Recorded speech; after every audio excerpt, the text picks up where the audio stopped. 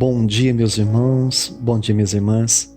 Aqui é o seu amigo, Pastor Cleverton, com mais uma manhã de adoração na presença do Senhor. Querido, hoje é o nosso sexto dia, isso mesmo, nosso sexto dia do nosso jejum, né? Nós começamos dia 1º de abril e nós vamos encerrar dia 21 de abril. E eu creio que o Senhor está abençoando você, sua casa, sua família. Esse tempo de jejum é um tempo de meditação, é um tempo de quebrantamento, é um tempo de alegria também, é um tempo de estar na presença do Senhor, porque a palavra do Senhor diz que a alegria do Senhor é a nossa força. Então é na presença de Deus que nós encontramos força, que nós encontramos paz e alegria.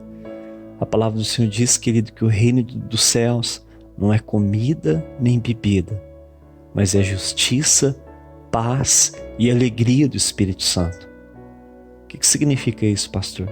Significa que quando encontramos Jesus, nós somos justificados pela fé no sacrifício de Jesus. Então, o reino de Deus é justiça, ou seja, a forma de Deus nos aceitar é através de Jesus. Não é através das nossas obras, é através do sacrifício de Jesus que nós somos justificados. E o reino de Deus também é o que é paz. A partir do momento que você aceita Jesus, além de você se tornar justo diante de Deus, você passa a ter paz no coração, paz com Deus. E o reino de Deus é a alegria do Espírito Santo. Então, quando você é justificado pela fé em Jesus, você tem paz com Deus e você fica alegre. E nada pode roubar essa alegria, diz Jesus.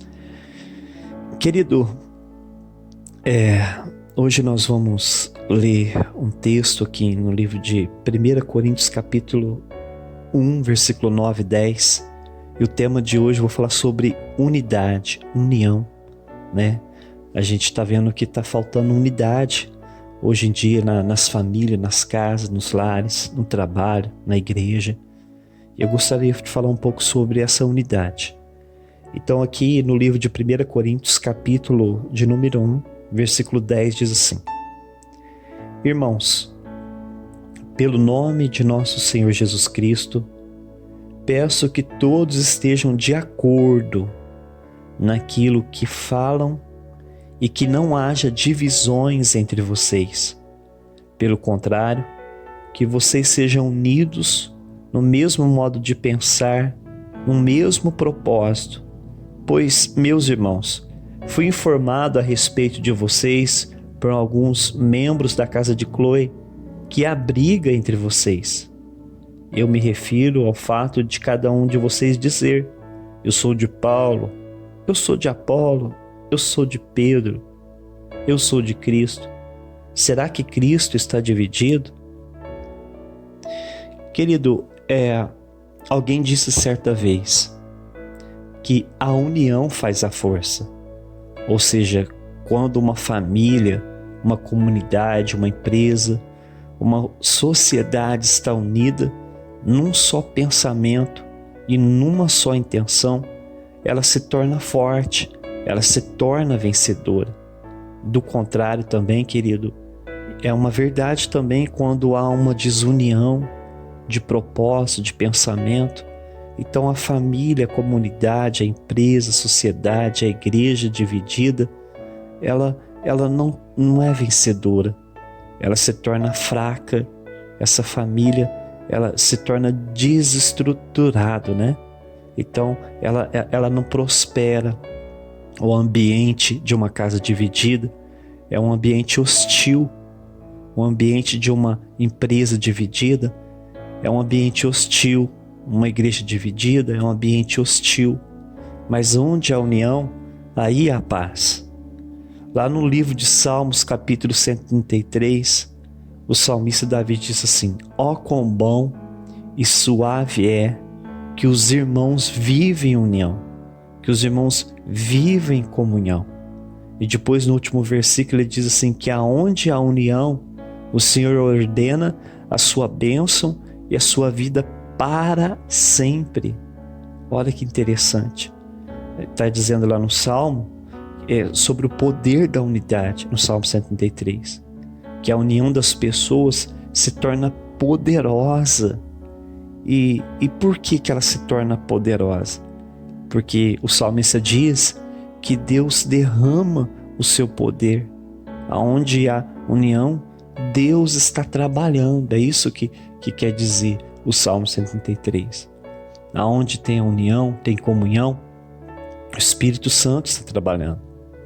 Ele diz lá no texto que esse poder de Deus, ele emana aonde há unidade, na casa, na família, na igreja, em qualquer ramo da sociedade, aonde essa unidade, o poder de Deus emana como um orvalho continuamente, assim como o orvalho desce no Monte Hermon, né? Assim também esse agir de Deus é constante aonde é essa união, aonde é essa comunhão, o agir de Deus é constante. Ele também diz que essa comunhão é como um óleo que desce sobre a cabeça de Arão. Naquele tempo, no Antigo Testamento, quando eles iam ungir um sacerdote, ou um profeta, ou um rei, eles usavam um óleo, né? Um óleo com especiaria aromática, né?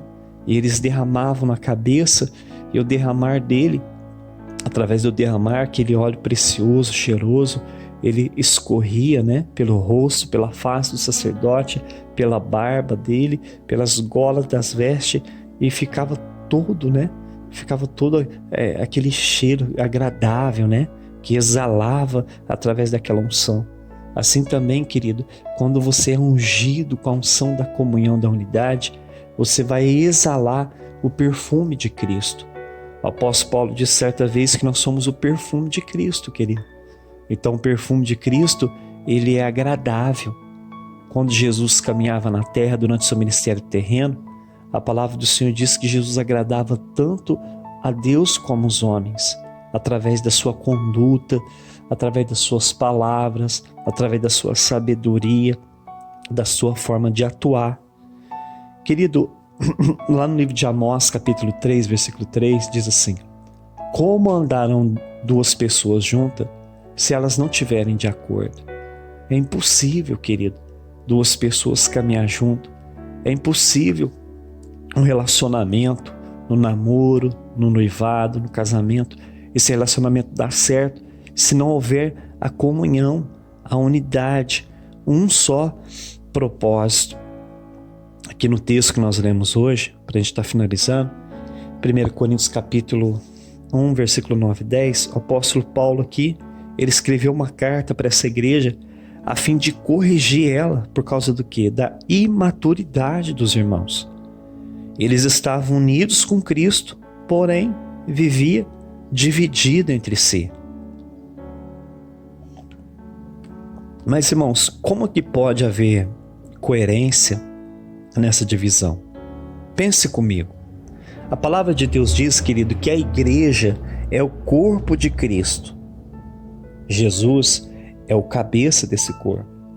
A igreja, ela é formada por pessoas de todas as raças e línguas que creem em Cristo como seu Salvador. Então, se nós somos o corpo de Cristo, como pode um corpo, como ele pode funcionar ou se manter ativo, saudável, estando dividido entre si, mutilado?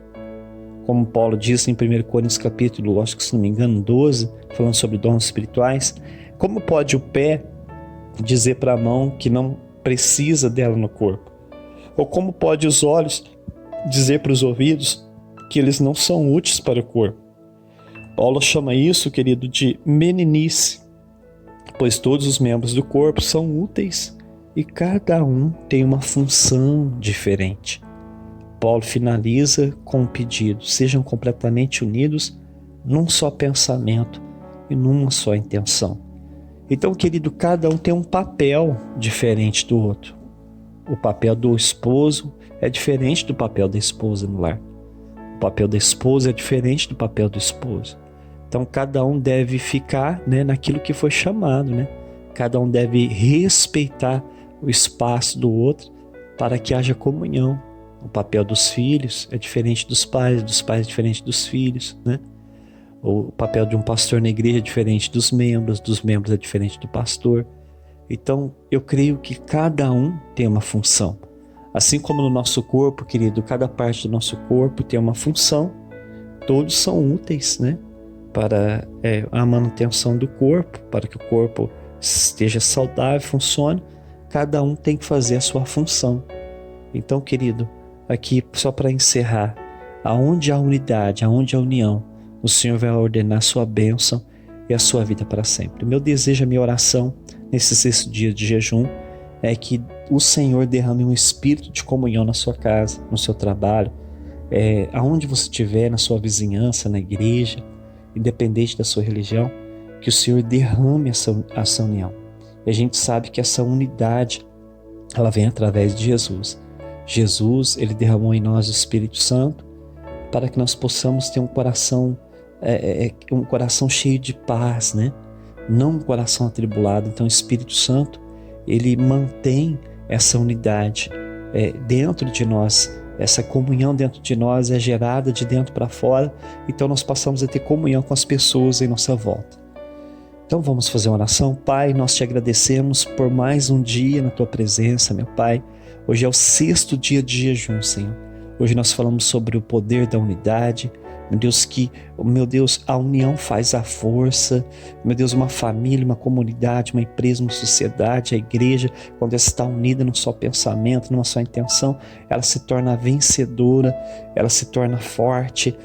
Assim como Davi disse no Salmo 133, que é bom e agradável diante de Deus que os irmãos vivam em comunhão, porque aonde há união, o Senhor ordena a sua bênção e a sua vida para sempre, meu Pai. Então abençoa os teus filhos, meu Deus, que não haja divisão como na igreja de Corinto. Paulo repreendeu, corrigiu aquela igreja, porque, meu Deus, eles estavam unidos com o Senhor Jesus, mas havia divisão entre eles, então não havia, meu Deus, coerência nessa divisão.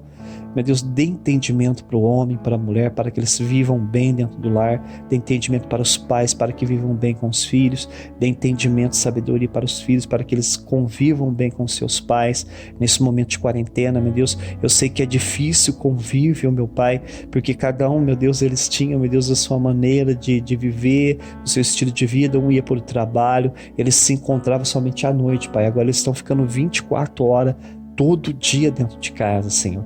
Meu Deus, lá na China, por causa dessa quarentena, muitos casais se separaram, meu Deus. Mas eu te peço que haja uma diferença em nossa nação, que haja uma diferença na casa desse irmão que me ouve, que não haja divisão, mas que haja comunhão em nome de Jesus.